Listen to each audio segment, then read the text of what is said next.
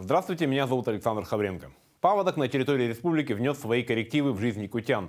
И речь сейчас не о подтопленных территориях, дворах и домах. Почти на неделю Якутск лишился связи с другим берегом реки.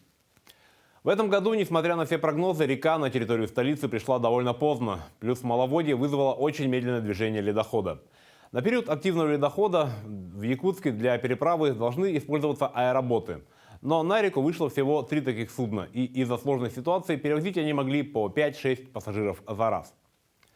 Также на период активного ледохода был выделен вертолет, который осуществлял перевозку пассажиров из аэропорта Маган в Нижний Бестях.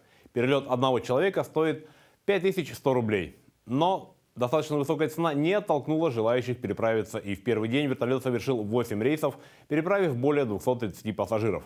А что же с паромами? И в речном порту Якутска, и на причале Нижнего Бестяха сейчас стоит по 4 парома. Все они ждут, когда реки по пути следования очистятся ото льда. Ведь перевозки должны быть не только комфортными, но и доступными, а также безопасными. К вопросам безопасности и комфорта относятся и причалы, которые на сегодняшний момент стоят затопленными из-за разлившейся реки. Между тем, на этой неделе перевозчики подготовили тарифное предложение на период навигации 2022. Дело остается за малым – дождаться их утверждения. Так, пассажиров старше 10 лет предлагается возить за 200 рублей.